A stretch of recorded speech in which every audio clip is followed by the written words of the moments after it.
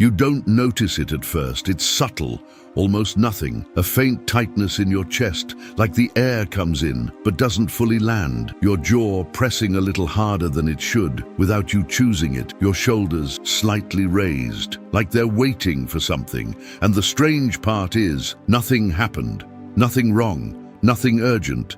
Nothing dangerous, but your body doesn't know that. It stays there, alert, on, like it's bracing for an impact that never comes. You try to relax, maybe you even notice it. Take a deeper breath, slowly let it out. Roll your neck, adjust your posture. For a few seconds, it feels like it might work, but then, without warning, it's back. The tightness, the tension, that quiet discomfort that doesn't shout, but doesn't leave either. Like your body is saying, not yet. And if you've felt this before, you don't need to explain it. Just notice right now what your body feels like. Don't fix it. Don't adjust. Just notice. Is your breathing flowing or being pushed?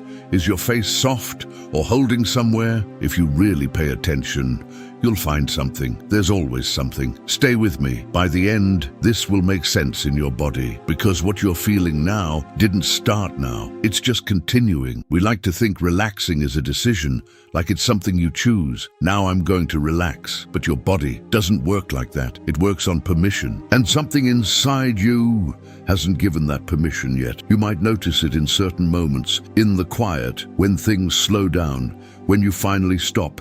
That's when the body shows itself. Sometimes in bed, right before sleep. You lie down, lights off, eyes closed, and instead of rest, there's a subtle discomfort. Your body restless.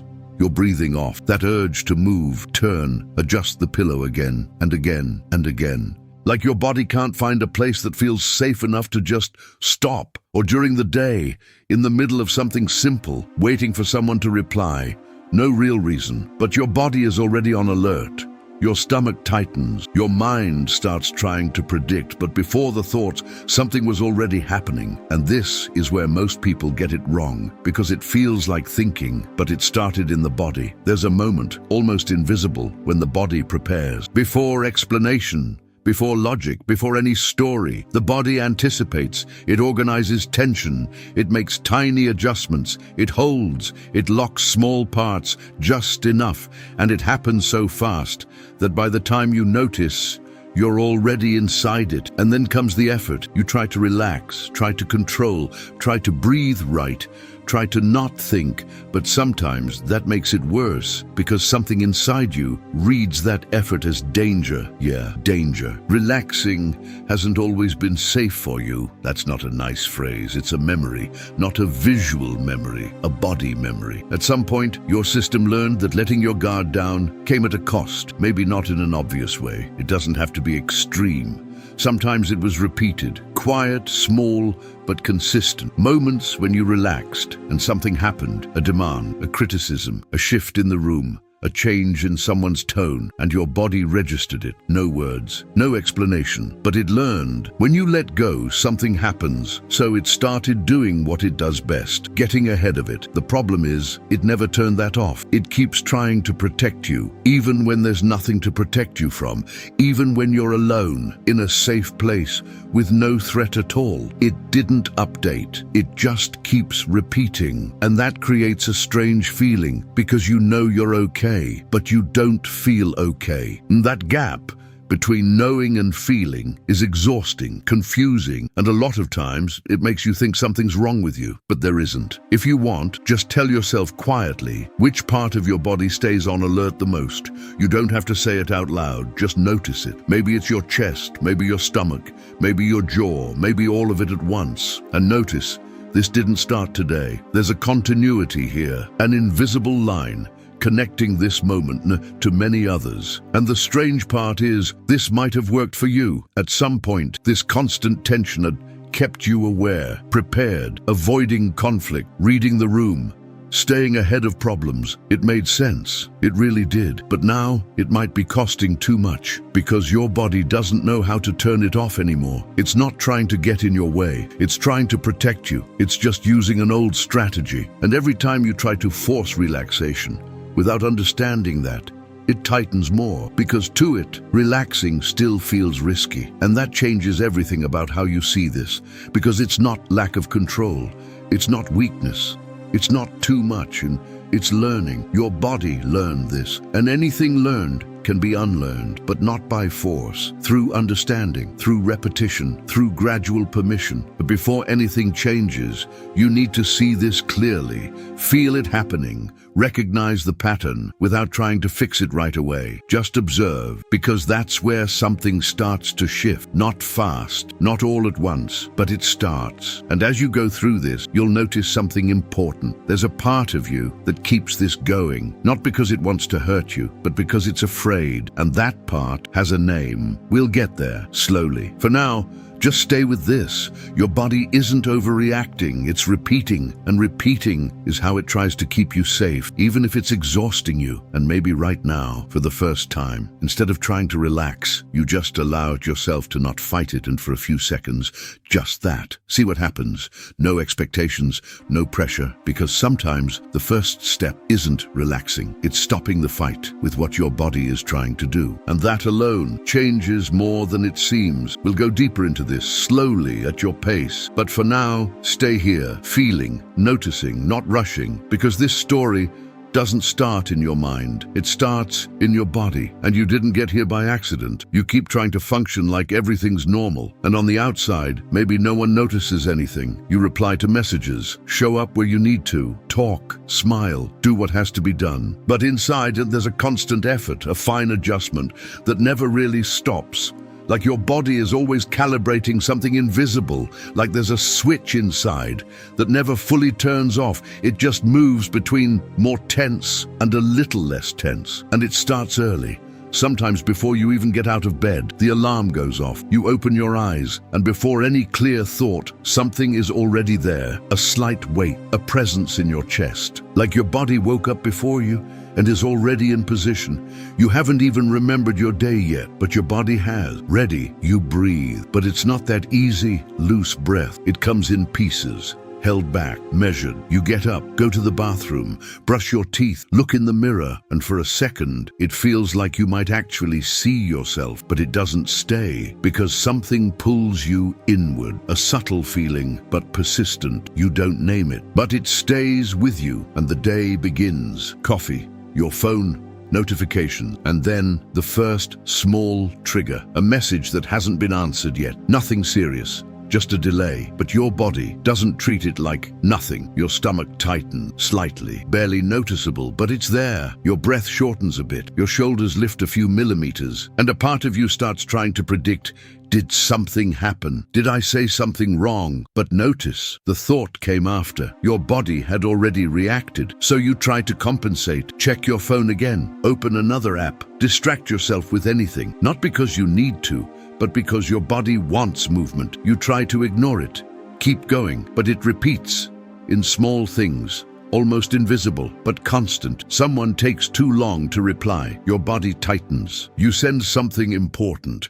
While you wait, there's a background tension, or not panic, something quieter, like there's a thin line pulling inside you. Someone's tone shifts slightly. Your body catches it before your awareness does. You walk into a room with people, and without noticing, you adjust your posture, your gaze, the way you breathe. You don't decide that. It happens, and maybe no one sees it, but your body sees everything. Micro expressions, small pauses, almost invisible changes, and with each one, it makes a small adjustment, tightens a little, holds a little, prepares a little more, and it builds up throughout the day with no real pause, because even in rest, your body doesn't turn off. You sit down to watch something, but you're not fully there. There's a background restlessness, a subtle discomfort, like fully relaxing, feels unfamiliar, like something's missing or something's about to happen. Sometimes you shift position, grab your phone, stand up, sit back down, not by choice,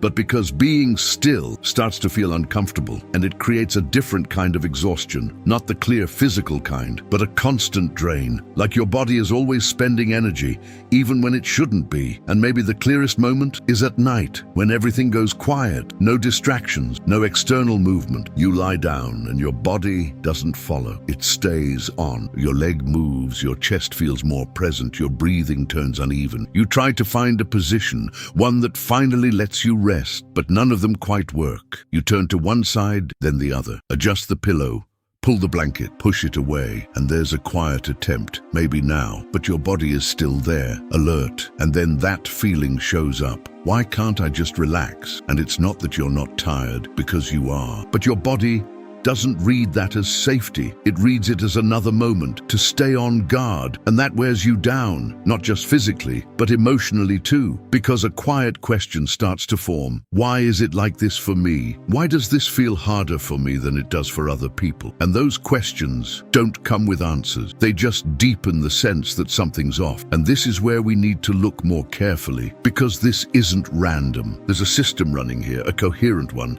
even if it's exhausting, a system that didn't come out of nowhere. It was built gradually, without you noticing, and at some point, it started turning the alarm on before it was actually needed. Not because it's wrong, but because it's early. It learned to anticipate, and anticipating at some point helped you, but now it over-anticipates, and that creates this constant background tension, like a noise that never fully goes silent. Even in good moments, even in neutral ones, there's always something. And maybe you've tried a few things.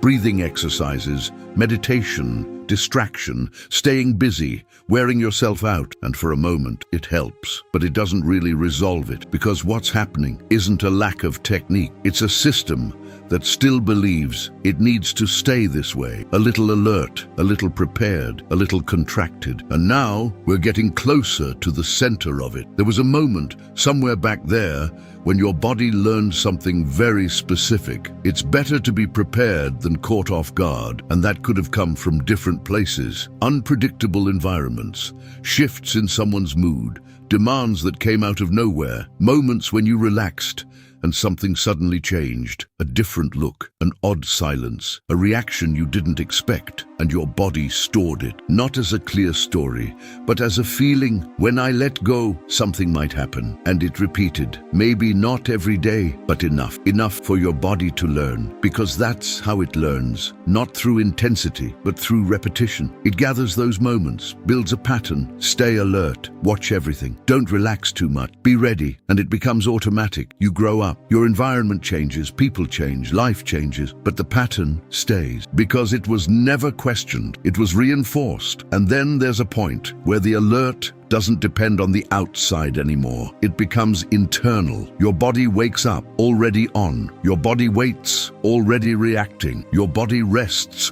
but doesn't release. And that explains a lot. Why simple moments feel loaded. Why relaxing takes effort. Why silence sometimes feels uncomfortable. It's not the present. It's what was learned about what could happen. And this brings us to something important.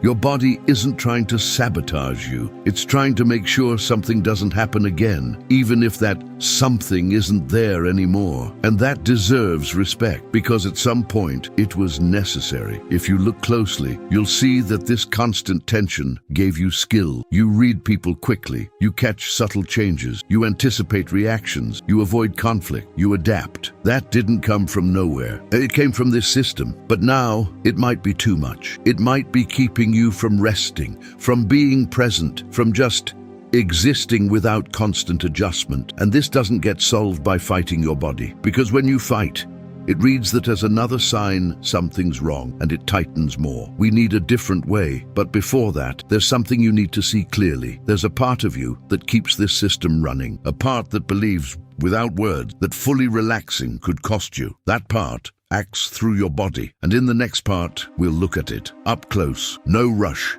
No confrontation, just presence. There's a moment when you start to realize this isn't just how you are. It's not just personality, not just anxiety, not just overthinking. Something more intimate is happening, something that moves before you do, something that organizes your body without asking. And when you slow down enough, even for a few seconds, you start to feel it, not as a clear thought, but as an intention in your body, a kind of watchfulness, like there's something inside you, watching everything, evaluating, anticipating, comparing. And this presence doesn't shout. It doesn't show up in obvious ways. It works quietly, adjusting your posture when someone walks in, holding your breath when things feel uncertain, tightening your jaw when you need to handle it, hardening your chest when something shifts, even a little. And if you look a little closer, you'll notice something important. It's not trying to hurt you. It's trying to prevent something that, at some point, felt like too much. Maybe rejection, maybe criticism, maybe unpredictability, maybe that feeling of not knowing what comes next, maybe that small moment where you felt exposed and didn't know what to do. So it learned. It learned it's better to control, better to predict, better to never fully relax, better to stay one step ahead than have to react later. And without realizing it, you started living with it in charge. It became the default, and it's so automatic, you don't even notice when it steps in. It's already there. Before you realize something changed, you just feel your body reacting. And this is where we do something different. Instead of trying to get rid of it, we start to look at it. Really look. No rush, no rejection. Because when you look without fighting, something reveals itself. This part has an identity. It's not all of you, it's a part, a strategy, a learned way of being in the world. And when you can see that, it creates space. You and it, you and the reaction, you and the pattern. And that small separation changes everything, because before you were inside it. Now you're starting to observe it. And for that, we need a name, not something technical, not complicated, something human, simple, something you can recognize. Because when you name it, you start to see it. And when you see it, you're not completely inside it anymore. So notice what word comes closest to that constant alert feeling inside you. Control, watchfulness, that quiet hyper-awareness. A lot of people,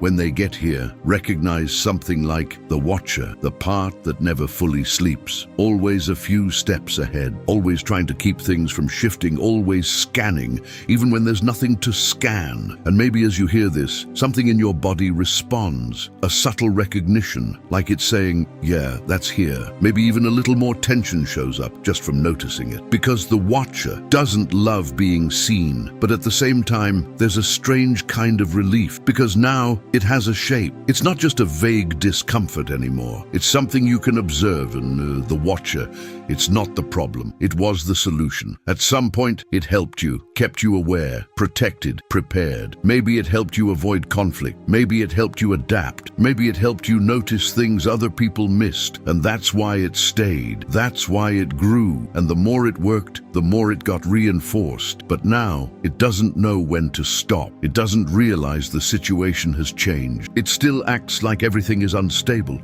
like relaxing could open the door to something bad, like silence is suspicious, like pauses are dangerous. And that creates the quietest trap of all, because the more you try to relax, the more the watcher thinks it needs to work. Why are they letting go? Did I miss something? Stay alert, tighten a little more, and your body follows, tightens, contracts, activates, speeds up slightly, adjusts your breath, and you get pulled into a loop. You try to relax, your body reacts, you try harder, your body tightens more, and without realizing it, you start fighting something that's trying to protect you. And that's why it doesn't work, because this isn't a battle to win. It's a relationship to change. The watcher doesn't need to disappear. It needs to learn a different way to exist. But for that to happen, it needs to feel like it's not alone in charge, but that there's something else here, something steadier, more present, safer. And this is where another part of you comes in. Not perfect, not always available, but real. A part that doesn't react right away, that doesn't try to control everything,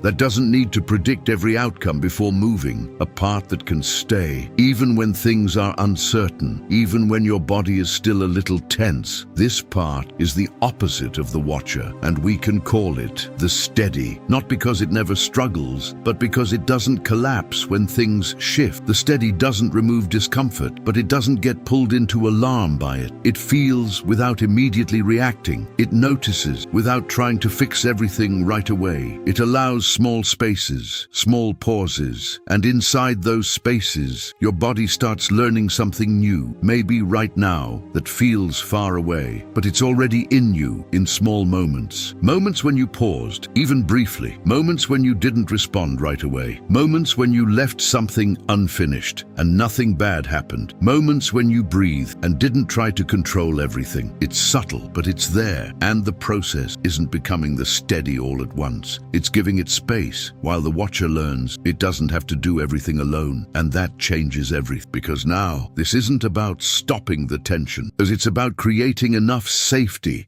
for your body to start letting go, little by little. No force, no rush. And here's the turning point. Trying to shut the watcher down directly only makes it work harder. But when you strengthen the steady, the watcher naturally softens because it starts to notice there's support, there's presence, there's something here holding the moment. And that's new for it, because before it was alone, carrying everything. And when it's not alone anymore, it doesn't have to overdo it. And this is where a different kind of practice begins. Not a rigid technique, a training, a 30-day training. Simple, but deep. And before anything else, hold on to this. Small steps are what change everything. This isn't about fixing everything today. It's about creating new experiences. Small one, repeated, consistent. Experiences where your body starts to notice, maybe I can let go a little, and nothing bad happens. Maybe I don't have to anticipate everything. Maybe I don't have to hold so tight. And this has to be felt, not just understood, because understanding doesn't reach where your body learned this. Only experience does. In the next part, we'll go into that training, in your body, in your daily life, in ordinary moments, because that's where this actually shifts. And if at any point you caught yourself recognizing the watcher, maybe more than once, don't push it away. Don't try to fix it. Just notice. Because when you notice without rejecting, something inside starts to soften, even if just a little. And that little is exactly where change begins. And remember, when something unnamed finally has a name, it loses some of its grip, and now this one does. Now it's not about understanding anymore. It's about experiencing slowly, at your pace, inside your real everyday life. Because what keeps this cycle going isn't a lack of awareness.